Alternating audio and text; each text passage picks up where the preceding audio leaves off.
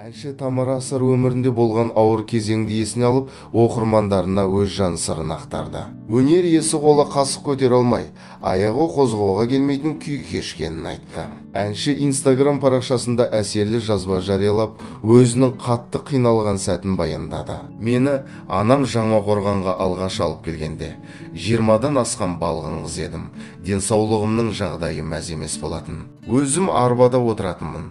Апаттан кейінгі қиындау жағдай былай тұрсын. Ревматоидный артрит деген ауру бойыма меңдеп кеткен. Қолым қасық көтере алмайтын, аяғым жер баспақ түгілі. Қозғауға келмейтін. Қиялдайтын санам, сайрайтын тілім.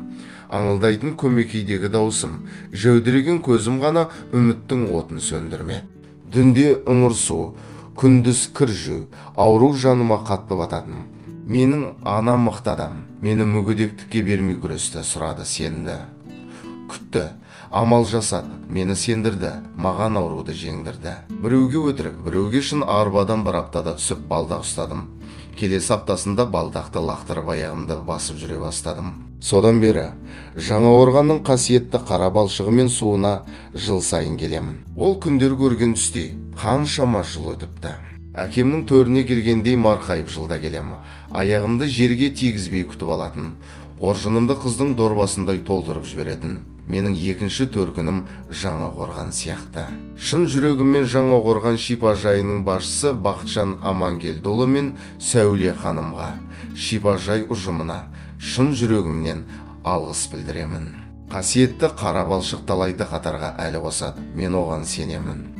Себебі мені Аллам тұзды су араласқан қара балшықтан қайта жасап шығарды. Менің денсаулықтан көрген қиындығымды ешкімге тілемеймін. Ал жанына ауру батып қиындық көріп, қиналып отырғандарға мендегі ала берген талпыныс пен табандылық, ждақаттықты тілеймін.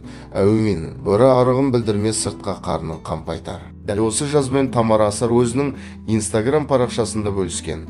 Тамара Асарға денсаулық тілейміз. Егер видео ұнаса, лайк басып, видео астына өзіңіздің пікіріңізді жазуды ұмытпаңыз. Видеоны ұсынған Ice KZ каналы.